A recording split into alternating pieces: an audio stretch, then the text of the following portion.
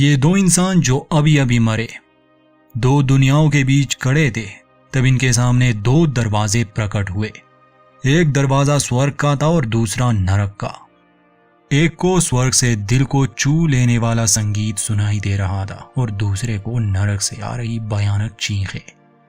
वो आदमी नरक जाना नहीं चाहता था, इसलिए वो स्वर्ग की ओर भागने लगा, मगर वो उस दरवाजे के आर पार हो गया, क्योंकि इसकी तकदीर में नरक जाना ही लिखा है।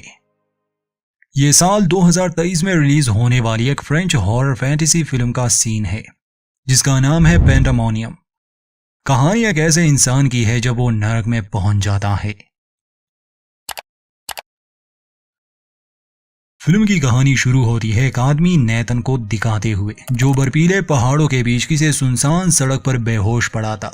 होश में आने पर वो देखता है कि उसकी गाड़ी बुरी तरह तबाह हो चुकी है, लेकिन इतने खतरनाक एक्सीडेंट के बावजूद वो बिल्कुल ठीक था। एक खरोच तक नहीं आई थी उसे। ये जानकर उसे बहुत खुशी हुई, लेकिन वो अकेला नहीं, वहां एक और आदमी डैनियल भी था, जिसकी बाइक को नेतन ने टक्कर मारी थी। असल में एक्सीडेंट की वजह यही थी। नेतन उससे माफी मांगता है और पूछता है कि तुम्हें कहीं चोट तो नहीं लगी। डैनियल उसे हैरानी से देख रहा था। पूछता है कि तुमने मेरी बाइक की हालत देखी है? एक्सीडेंट के बाद क्या हुआ था, कुछ याद भी है तुम्हें? नेतन जवाब देता है कि मेरा सर जोर से डैशबोर्ड पर लगा था, लेकिन देखो हम बच गए। डैनियल पूछता है कि फिर तुम्हारे सर पर चोट का कोई निशान क्यों नहीं है, और यकीनन तुम्हें कोई दर्द भी महसूस नहीं हो रहा? नेतन जवाब देता है कि हाँ, तुम सही कह रहे हो। तब डैनियल कहता है कि क्या अब भी तुम नहीं समझे? हम मर चुके हैं, अब हम आत्माएं हैं। इस बात से नेतन बौखला गया। वो अपने शरीर को महसूस करते हुए कहता है कि देखो, मैं असली हूँ, तुम गलत फहमी में हो। मैं जिंदा हूँ, बिल्कुल ठीक ठाक, और तुम भी हो। डैनियल कहता है कि जब तुम्हारी गाड़ी मुझसे टकराई, मैंने अपने पसलियों के टूटने को महसूस किया। शायद मेरी मौत तुमसे पहले हुई, क्योंकि तुम मेरे कुछ समय बाद आए। मैं भी ये मानने के लिए तैयार नहीं था, लेकिन अब मैंने हकीकत को मान लिया है। अच्छा, यही होगा कि तुम भी समझ जाओ। लेकिन नेतन मानने के लिए तैयार ही नहीं था। तब डैनियल गाड़ी की तरफ इशारा करके कहता है कि तुम्हें अंदर देखना चाहिए। नेतन के देखने पर वाकई उसकी लाश गाड़ी में मौजूद थी, जिसका बुरा हाल हो चुका था। ये देखकर उसके तो होश उड़ गए। कहता है कि मैं ये नहीं मानूंगा, मैं तो अभी 45 का हूँ, मेरे सामने पूरी जिंदगी पड़ी है। मेरे बच्चों का क्या होगा और मेरे दोस्तों का? डैनियल कहता है कि मेरी मौत की खबर से मेरी पत्नी को बहुत दुख होगा, उसने मुझे बाइक लेने से मना किया था। डैनियल हैरान था कि नेतन ने अपनी पत्नी का जिक्र नहीं किया। फिर डैनियल इस बात से खुश था कि मौत के बाद भी एक दूसरी दुनिया है। नेतन को उसकी बातों पर गुस्सा आ रहा था। वो कहता है कि मुझे अपनी जिंदगी वापस चाहिए, ये सब सच नहीं हो सकता। डैनियल को उसकी बात पर गुस्सा आ जाता है और समझाने के लिए वो उसकी लाश गाड़ी से बाहर निकालकर उसके सामने रख देता है, ताकि वो सच्चाई मान ले। नेतन से ये सब देखा नहीं जाता, इसलिए डैनियल उसके चेहरे पर एक रुमाल रख देता है। तभी उन्हें गाड़ी की आवाज सुनाई दी। करीब आने पर नेतन उस आदमी से मदद मांगने की कोशिश करता है, लेकिन वो आदमी उन दोनों को नहीं देख सकता था। नेतन खुश था कि शायद ये आदमी उनकी मदद करेगा, मगर वो आदमी उसका वॉलेट चुरा कर निकल गया। नेतन को बहुत गुस्सा आया, लेकिन इस सब से एक बात तो वो समझ गया कि वो वाकई मर चुका है, और अब उसे इस बात की चिंता थी कि अगर कोई दूसरी दुनिया है मौत के बाद, तो नरक और स्वर्ग भी होगा। वो डैनियल से पूछता है कि अगर हमसे किसी का खून हुआ हो तो क्या हम फिर भी स्वर्ग में जाएंगे? डैनियल हैरान होकर पूछता है कि किसका खून? तो नेतन बताता है कि जैसा तुम समझ रहे हो वैसा कुछ भी नहीं, लेकिन मैंने अपनी पत्नी को मार दिया था, क्योंकि वो बहुत बीमार थी, तकलीफ में थी। और अब डैनियल को समझ आता है कि उसने अपनी पत्नी का जिक्र क्यों नहीं किया शुरू में। वो दोनों बात कर ही रहे थे कि तभी डैनियल को एक धुन सुनाई देती है, जिसे नेतन सुन नहीं पा रहा था। और तभी वो अपने सामने एक दरवाजा देखते हैं, जो दरअसल स्वर्ग का दरवाजा था। डैनियल खुश हो जाता है, क्योंकि उसे वो धुन वहीं से आ रही थी। इतने में उनके पीछे एक और दरवाजा भी प्रकट हुआ, नरक का दरवाजा। नेतन को वहां से भयानक आवाजें आ रही थी। डैनियल कहता है कि हम दोनों को अलग अलग दरवाजों से आवाजें आ रही है, जिसका मतलब साफ है कि तुम नरक में जाओगे और मैं स्वर्ग में। अब इससे पहले कि डैनियल दरवाजे के उस पार जाए, नेतन डैनियल को धक्का देकर खुद ही उस दरवाजे से गुजरने की कोशिश करता है, लेकिन वो उस दरवाजे के आर पार हो गया, जिससे वो काफी निराश था, क्योंकि वो नरक नहीं जाना चाहता था। डैनियल उसे समझाता है कि अब कोई दूसरा रास्ता नहीं। नेतन एक्सीडेंट के लिए उससे माफी मांगता है। तब डैनियल कहता है कि तुम्हारी गलती नहीं थी, मेरा ही ध्यान नहीं था। दरअसल मैं सड़क के पास खेलती एक बच्ची को देख रहा था। खैर, दोनों एक दूसरे से गले मिलते हैं और अब डेनियल अंदर जाने के लिए तैयार था, लेकिन इस बार डेनियल भी उस दरवाजे को पार नहीं कर पाता। हैरान था वो, उसे समझ नहीं आती कि ऐसा क्या हुआ, और अब तो उसे भी वो भयानक आवाजें सुनाई दे रही थी। तभी वहां एक बच्ची आती है जो उनसे अपनी माँ के बारे में पूछ रही थी। दरअसल ये वही बच्ची है जिसे एक्सीडेंट से पहले डेनियल ने देखा था, लेकिन उसे इस बात का अंदाजा नहीं था कि उसकी बाइक से वो बच्ची भी मारी गई। वो बच्ची कहती है कि तुम दोनों की वजह से मेरी जान चली गई, अब तुम दोनों नरक में चलोगे। जिसके बाद वो चिल्लाने लगती है, इसलिए वो दोनों से उठाकर स्वर्ग में फेंक देते हैं। डेनियल उदास था क्योंकि उसे भी अब नरक जाना था। वो कहता है कि हमें नरक में फेंकने के लिए कोई आएगा नहीं, जिस पर नेथन उसे लात मारकर अंदर भेज देता है, लेकिन वो खुद जाने के लिए तैयार नहीं था। तभी उसे लेने एक बहुत ही भयानक राक्षस आता है, जिससे डरकर नेथन खुद ही अंदर चला गया। अंदर उसे बहुत सारे लोग दिखते हैं जो इस समय जमीन पर बेहोशी की हालत में पड़े थे। वहां पर एक छोटी बच्ची भी थी। नेथन को समझ नहीं आता कि आखिर वो नरक में क्या कर रही है। नरक तो मासूमों के लिए नहीं, इसलिए नेथन उसके पास गया। उसका हाथ पकड़ने पर वो ये देख पाता है कि आखिर उसके साथ क्या हुआ था। इस बच्ची का नाम जेनी है। जेनी ने अपने परिवार के साथ कुछ बहुत ही भयानक किया था, जिस वजह से वो जेल में थी। एक थेरापिस्ट उससे पूछती है कि तुमने अपने परिवार के साथ ऐसा क्यों किया। जेनी कहती है कि मुझे अपनी बहन से नफरत है। दरअसल जेनी को डरावनी परछाइयां दिखाई दे रही थी, जिस वजह से उसका बर्ताव काफी अजीब हो गया था। उसके पिता को तो उससे डर लगता था, इसलिए वो चाहते थे कि उसे इलाज के लिए हॉस्पिटल भेज दे, लेकिन उसकी पत्नी हमेशा उससे बहस करती थी कि जेनी बिल्कुल ठीक है। फिर हमें पास्ट का सीन दिखाया जाता है। जेनी रईस माँ बाप की बेटी थी।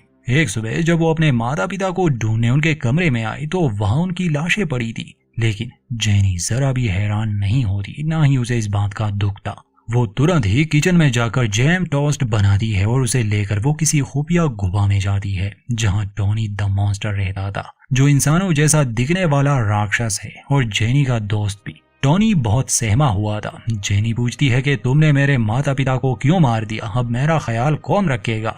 तो टॉनी कहता है कि मैंने उन्हें नहीं मारा। जेनी झूठ बोलने पर उसे डांट देती है और कहती है कि अब क्योंकि वो मर चुके हैं तो तुम्हें यहाँ छुप कर रहने की कोई जरूरत नहीं, तुम मेरे साथ मेरे घर पर रहोगे। ये सुनकर टॉनी बहुत खुश हो जाता है क्योंकि वो इस गुफा से बाहर निकल नहीं पाता।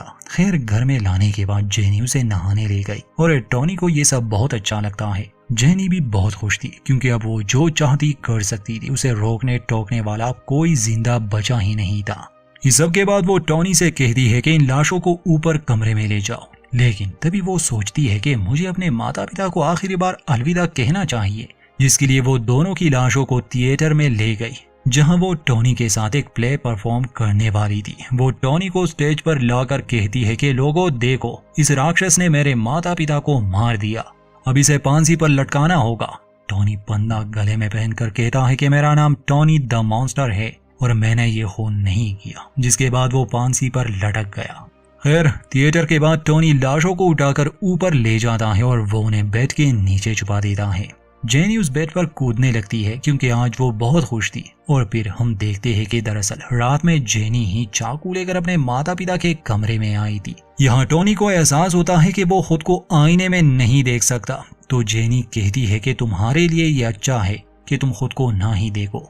अब इस बात से यह अंदाजा हो जाता है कि टॉनी जेनी का भ्रम है।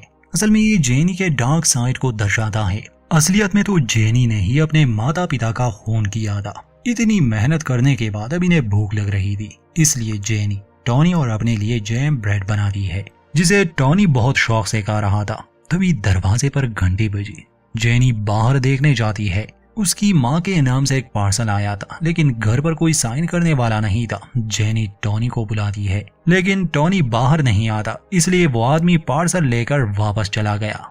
उसके जाने के बाद जेनी टॉनी को ढूंढती है, मगर टॉनी कहीं नहीं मिलता। वो भागकर अपने माता पिता के कमरे में जाती है, जहां पर टॉनी उनके लाशों को खा रहा था। जेनी को देखकर टॉनी भयानक आवाज में कहता है कि मुझे मत देखो।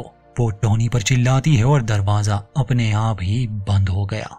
उसके खिलौनों में अपने आप ही आग लग गई। रात में जेनी अपनी छोटी बहन के पास जाती है। वो कहती है कि माता पिता मर गए। एंजेला पूछती है कि क्या उन्हें तुमने मारा, तो जेनी कहती है कि नहीं, टॉनी ने। एंजेला पूछती है कि क्या वो मुझे भी मार देगा, तो जेनी कहती है कि हाँ। एंजेला पूछती है कि क्या मैं पहले अपनी ड्राइंग पूरी कर लूं, तो जेनी जवाब में कहती है कि नहीं, टॉनी को भूख लगी है। जिसके बाद वो उसे किचन ले जाकर अवन में बंद कर देती है। एंजेला चिल्ला रही थी लेकिन जेनी अवन ऑन करके वहां से चली गई। वो गाना गाते हुए नाच रही थी और हम घर में एक काले साए को देखते हैं। सीन वापस से नेतन पर आता है, यानी नरक में, जो जेनी की कहानी जानकर बहुत ज्यादा डर गया था। उसकी हालत बहुत बुरी थी। वो रेंगता हुआ एक लड़की क्लोई और उसकी माँ जूलिया के पास जाता है, जिसका हाथ पकड़ने से वो उसकी यादें देख पा रहा था। हम देखते हैं कि जूलिया बहुत रो रही थी, जैसे वो सदमे में हो। वो अपनी बेटी को आवाज लगा रही थी मगर क्लोई बाहर नहीं आती। वो उसे लाने उसके कमरे में गई और कहती है कि मुझे देर हो रही है। वो रो भी रही थी क्योंकि दरअसल क्लोई ने आत्महत्या कर ली थी और जूलिया ये बात मानने के लिए तैयार नहीं थी। वो डिनायल स्टेट में थी कि क्लोई मर चुकी है। वो उसकी लाश को घसीटते हुए नीचे ले आई, जहां वो उसे नए कपड़े पहनाकर नाश्ता देती है। वो क्लोई की लाश से कहती है कि अगर सब कुछ खराब ना होता तो अभी हम छुट्टियां मना रहे होते। और फिर हम क्लोई को देखते हैं जब वो जिंदा थी। जूलिया उसके पास आकर कहती है कि जल्दी करो, तुम्हें देर हो रही है। नाश्ते के समय क्लोई चाकू को गौर से देख रही थी। तब उसे याद आता है कि कैसे उसके स्कूल की लड़कियां उसे बुली करती है। स्कूल के लिए जाते समय क्लोई अपनी माँ से कहती है कि मैं ये सब और नहीं सह सकती, वो स्कूल नहीं नर्क है। लेकिन जूलिया उसे समझाती है कि ये स्कूल तुम्हारे लिए नया है, इसलिए तुम्हें आदत हो जाएगी। अब प्रेजेंट में क्लोई की लाश जमीन पर गिर जाती है और उनकी बिल्ली उसके जख्म को चाट रही थी। जूलिया गुस्से में उस बिल्ली को भगा देती है। फिर वो पागलों की तरह हंसकर कहती है कि हम सब पीछे छोड़ देंगे, मैं और तुम ट्रिप पर जाएंगे और वहां हम मजे करेंगे। लेकिन अगले ही पल फिर से वो रोने लग जाती है। वो क्लोई से कहती है कि मैं तुमसे बहुत प्यार करती हूँ और अब तुम्हें स्कूल जाने की भी जरूरत नहीं। और जब वो दरवाजा खोलती है तो उसके सामने एक दीवार थी। इसके बाद हम एक दूसरा फ्लैशबैक देखते हैं, जहाँ क्लोई ने स्कूल की लड़कियों से छुपने के लिए खुद को बाथरूम में बंद किया था। वो जबरदस्ती उसे बाहर बुलाते हैं और फिर उसे जूते चाटने पर मजबूर करते हैं। वो लोग उसकी वीडियोस भी बना रहे थे और क्लोई बहुत रोती है। प्रेजेंट में हम देखते हैं कि वो दीवार जूलिया का भ्रम था। उसे मिलने उसकी पड़ोसन आई थी। जूलिया कहती है कि मैं और क्लोई छुट्टियां मनाने जा रहे हैं। पड़ोसन को जूलिया का बर्ताव बहुत अजीब लगा, इसलिए वो क्लोई को देखने अंदर आई, जहां उसे क्लोई की लाश मिली। इसके बाद जूलिया क्लोई की लाश को लेकर कहीं जा रही थी और बीच रास्ते में रोते हुए वो अपनी गाड़ी का एक्सीडेंट कर देती है। कुछ समय बाद फायर फाइटर्स वहां पहुंच जाते हैं। जूलिया अब भी जिंदा थी। वो उसे गाड़ी से बाहर निकालने की कोशिश करते हैं, लेकिन जूलिया अब जिंदा नहीं रहना चाहती थी। तो असल में जूलिया ने अपनी बेटी पर कभी ध्यान ही नहीं दिया और वो इतनी तकलीफ में थी कि अंत में उसे अपनी ही जान लेनी पड़ी। इसीलिए दोनों माँ बेटी नरक में आ गए। नरक में नेतन उनकी लाशों को कपड़े से ढक देता है। ये भयानक कहानियां देखकर वो बहुत थक गया था। वहां ऐसे अनगिनत लोग थे, हर एक की दर्द भरी दास्तान थी। तभी वहां खुद शैतान आता है, जो नेतन से कहता है कि तुम्हारी असल सजा का समय आ चुका है। नेतन फिर से अपनी सफाई देने लगता है कि मेरी पत्नी पहले से ही बीमार थी, मैंने तो बस उसे बीमारी से छुटकारा दिया, हर दिन उसे तकलीफ से गुजरना पड़ता था। शैतान पूछता है कि क्या उसने तुम्हें ऐसा करने को कहा था, तो नेतन जवाब देता है कि नहीं, लेकिन वो तकलीफ में थी। शैतान कहता है कि सजा का फैसला मैं नहीं करता। नेतन पूछता है कि फिर मुझे उसके पास ले जाओ जो ये फैसला करता है, मैं अपनी सफाई देना चाहता हूँ, वो सब मैंने अपने पत्नी के लिए किया। शैतान कहता है कि अब कोई फायदा नहीं, फैसला हो चुका है, तुम्हें मेरे साथ चलना होगा। नेतन पूछता है कि हम कहाँ जा रहे हैं। शैतान बताता है कि पहले तुम एक आइसोलेशन स्टेज से गुजरोगे ताकि तुम अपनी पुरानी जिंदगी की यादें भूलकर एक पवित्र आत्मा बन सको और फिर तुम्हारी सजा शुरू होगी। नेतन पूछता है कि मैं यहाँ कितने समय तक रहूंगा। शैतान कहता है कि अब तुम यहाँ हमेशा रहोगे। ये सुनकर नेतन के होश उड़ जाते हैं। खैर शैतान उसे कमरे में ले गया जो किसी काल कोठरी जैसा था और कहता है कि यहाँ तुम्हें रोजाना तकलीफ मिलेगी, ऐसी तकलीफ जो तुमने पहले कभी महसूस नहीं की होगी और तुम कभी उस तकलीफ के आदी नहीं होगे। नेतन पूछता है कि क्या यहाँ तकलीफ के सिवा कुछ और भी मिलेगा, तो शैतान कहता है कि नहीं। जाते हुए शैतान कहता है कि जब तुम अपनी असली सजा के लिए तैयार हो जाओगे तो मैं तुम्हें लेने आऊंगा। जिसके बाद वो वहां से चला गया।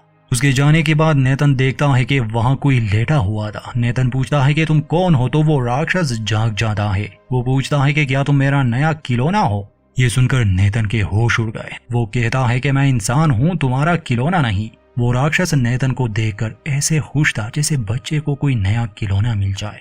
वो उसे पकड़कर दीवार पर पटकता है और फिर उसके ऊपर बैठकर उसे मुक्कों से मार मार कर उसका काफी बुरा हाल कर देता है। वो नेथन से कहता है कि उठो, मुझे तुमसे और खेलना है। और हम जान पाते हैं कि कुछ समय बाद नेथन फिर से जिंदा होगा ताकि ये राक्षस उसके साथ खेल सके।